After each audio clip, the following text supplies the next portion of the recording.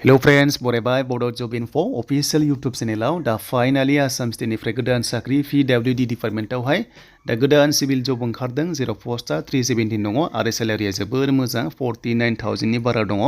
आरो लोगोसे 1,10,000 सिम मोननाय जागोन ग्रेड 3 हिसाबै एन्ड बेनिफ्राय आसाम पुलिसनि एडमिटनि सायावबो आपडेट लाना फैदों ग्रेड 4 हिसाबै जेरै पियन लेभेलाव बा गुबुन पस्टआव एडमिट मोनाखै स' बेनि थाखाय माखासे साजेसन सलुसन लाना फैदों बेखायनो भिडिअखौ नोंथांमोना नायलांबाय थाबानो जाबाय जोबजासिम अब्लानो बुजिगोन So दायो जों फैबाय अफिसियेल साइडआव आरो अफिसियेल साइडआ जाबाय एपिएससिनि आन्डाराव एग्जाम कन्डाक्ट जागोन बेनो जाबाय PWD डिपार्टमेन्टआव स' नोंथांमोना बेयाव बबे पस्टआव एप्लाइ खालामनो हागोन आरो बबे दङ जों बेखौबो नायगोन आरो थाबैनो बेयाव ग्रेड 3 नर्मेल आरो लोगोसे ग्रेड 4 स्टाफ ओंखारगोन मानोना PWD आव गोबां भेकेन्सिस दङ जेराव नोंथांमोना क्लास 8 पासनिफ्रायनो अनलाइन एप्लाइखौ खालामनो हागोन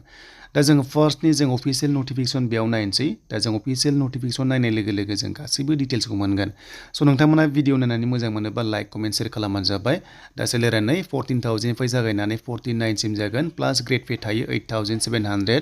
बैसोआ 18 निफ्राय 43 इयार्ससिम हागोन STP हिसाबै स' जोबोर मोजां बैसो दङ आरो लोगोसे बेनि क्वालिफिकेसन एन्ड क्राइटेरियाखौ जों दानिया नायनोसै फैदो आरो बे पस्टआ मा होनोब्ला बे फैदों ग्रेड 3 हिसाबै बेनो जाबाय नोंथांमोननि PWD डिपार्टमेन्टआव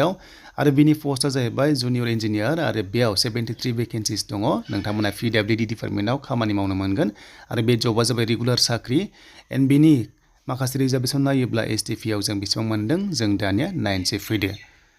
दा STP होनोब्ला जों 40 मोनदों बेनि गेजेराव अमेनफ्रा दङ गासै 12 दङ दा नोंथांमोननि क्वालिफिकेसना जाहैबाय नोंथांमोना ग्रेजुवेट जानांगोन बेनो जाबाय डिप्ल'मा इन सिभिल इन्जिनियारिं खालामनाय जानांगोन अब्लासो बे पस्टआव नोंथांमोना हागोन आरो लोगोसे नोंथांमोननि डिप्ल'माया रेगुलार जानांगोन अब्लासो इलिजिबल जागोन स' जायफ्रा अपेननिफ्राय खालामदों हानाय नङा एन्ड बिनि माखासे डिटेल्स दङ स' नोंथांमोना एग्जाम फिस दङ आरो बिनि अनलाइना जागायसिगोन 21 मार्चनिफ्राय लास्ट डेटआ 20 एप्रिलसिम थागोन आरो एग्जाम फिसनि लास्ट डेटआ जाहैबाय 22 एप्रिलसिम थागोन ST हिसाबै 197.20 आरो BPLआ बेयाव अनलि 47.20 पेमेन्ट खालामनांगोन आरो बेनो जाबाय नोंथांमोना एपिएससिनि आन्डाराव अनलाइन एप्लाइखौ खालामनांगोन एन्ड दानिया मोनसे दंबावो पस्टआ जों बेखौबो नायनोसै फैदो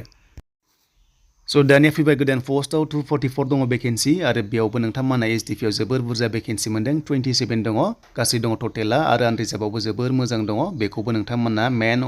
फिमेल गासैबो एप्लाइ खालामनो हागोन एन्ड बेनिफ्राय 30,000 निफ्राय जागायगोन बिनिया 1,10,000 पर मान्थ आरो ग्रेड पेआबो जोबोर बुरजा आरो बिनि बैसोआबो 21 इयार्स मिनिमाम एन्ड मेक्सिमाम 43 इयार्ससिम बे पस्ट एप्लाइ खालामबा मिनिमाम 21 इयार्स जानांगोन अब्लासो हागोन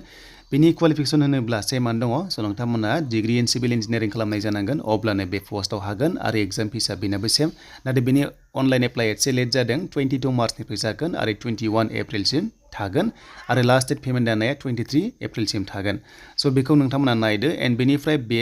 डिपार्टमेन्टआव ग्रेड 4 नर्मेल फैगोन क्लास 8 पासनि आरो लोगोसे ग्रेड 3 फैगोन थाबैनो अफिसियेल नटिस मोनथारसिगोन मानोना बे डिपार्टमेन्टआ पस्टआ जोबोर बुरजा दंखायो आरो बेखौ नोंथांमोना जाहाथे थाबैनो मोननो हागोन एन्ड बेनिफ्राय जों थांसै दानिया आसाम पुलिसनि माखासे डिटेल्सआव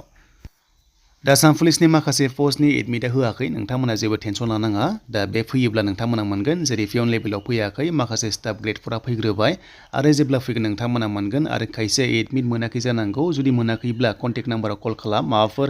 मिस्टेक जादोंगोन नोंथांमोननिया बा खायसे रेजेक्टबो जादों जानांगौ नाथाय खायसे पस्टआव एडमिट होखायाखै जेब्ला होगोन आं नोंथांमोना आपडेटखौ लाबोबाय थागोन आसाम पुलिसनि आन्डाराव जि अफिसियेल नटिस फैया मानो नोंथांमोना मोनबाय थाखागोन आरो थाबैनो ABUB नोंथांमोना मोनगोन एप्लाइ खालामनो आरो नोंथांमोना रानिं खालामनो मोननायनि चान्सेसआ दङ दा लोगोफोर बेयाव नोंथांमोना एडमिटखौ जाहाथे मोजाङै डाउनलड खालामो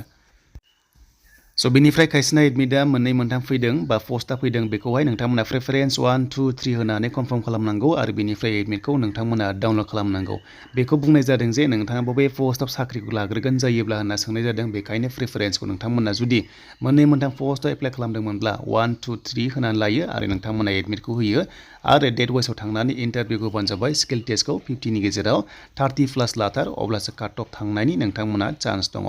दा बेनोमोन आरो लोगोफोर खायसे पस्टआव एडमिट फैयाखै एग्जाम सेन्टार गैयिनि थाखाय स' बे एग्जाम सेन्टारखौ नांगौ जायो एग्जाम सेन्टार गैयिनि थाखाय दासिमबो फिक्स जायाखै आरो जेब्ला फैयो नोंथांमोननो आपडेटखौ लाना फैगोन